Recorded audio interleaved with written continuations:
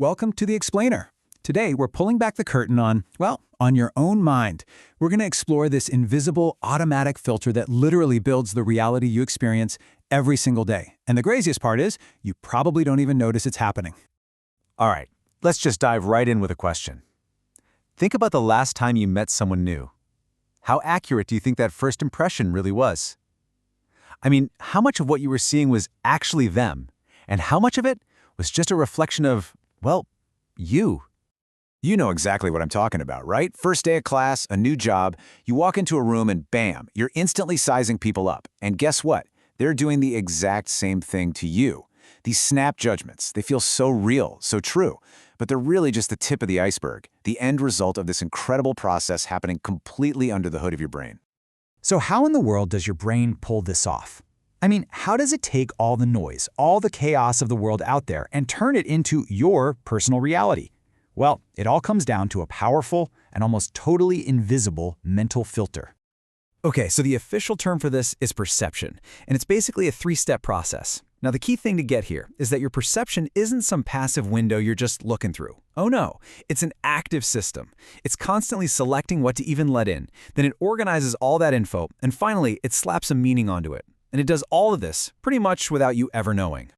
And get this whole thing happens in a flash, like in milliseconds. So step one, your brain selects what's important, what stands out, the salient stuff. Step two, it organizes all that information, sorting it into patterns it's seen before. And finally, step three, it interprets it. It gives it meaning using what psychologists call schemata.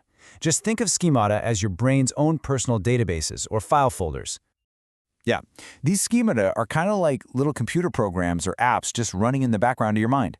They're built from literally everything. Every experience you've ever had, every movie you've watched, every conversation. They're the shortcuts your brain uses to make sense of new stuff, and they basically hand you a script for how to act and what to think. Okay, so now let's turn this whole idea inward. Let's see how this exact same process builds what is probably the most important perception you will ever have, and that's the perception you have of yourself. Now, this is a really important distinction we gotta make. You have your self-concept and you have your self-esteem. They sound similar, but they're not the same. Your self-concept is just the description, right? It's the list of facts. I'm a good student, I'm a thrill seeker. But your self-esteem, that's the judgment. That's how you feel about that list. It's the difference between saying, I'm a student, and feeling good, or maybe not so good, about being one. So where does this self-concept even come from? Well, a huge piece of the puzzle is something called the looking glass self. It's a fascinating idea. We basically use other people like mirrors. The way they react to us, the things they say, the advice they give, all of that stuff gets reflected back at us, and we use it to build the story of who we think we are. It's pretty wild when you think about it. And this whole thing gets even juicier when you start looking at our emotions. There's this thing called self-discrepancy theory, and it really breaks it down. See, when there's a gap between who you actually are and who you want to be, your ideal self, that's when you feel disappointed and frustrated. But when the gap is between your actual self and your ought self, who you think you should be, that's where feelings like guilt and anxiety creep in. These little internal battles are huge drivers for how we feel day to day. All right, so let's flip the camera around now and turn that lens outward. Because the very same mental machinery that's so busy building up our sense of self, well, it can also lead to some pretty predictable and sometimes pretty major mistakes when we're trying to figure other people out. Think about it. Anytime someone does something, your brain's first question is, why, right? Why did they do that? And we usually jump to one of two conclusions. We either blame it on something internal, their personality, their character, or we blame it on something external, the situation, the circumstances. And here's where the glitch in the system shows up. It's called the fundamental attribution error. We have this massive tendency to explain other people's behavior by pointing to internal causes. So if someone cuts you off in traffic, your first thought isn't, wow, they must be in a huge hurry for an emergency. No way. It's, what a jerk. We jump straight to judging their character and totally ignore the situation they might be in. But here's the kicker. When it comes to us, our brains do a complete 180. We totally flip the script. This is the self-serving bias in action. When we succeed, oh, that's because we're smart and talented, an internal reason, of course. But when we fail, suddenly it's because the test was unfair or the traffic was bad, always an external reason.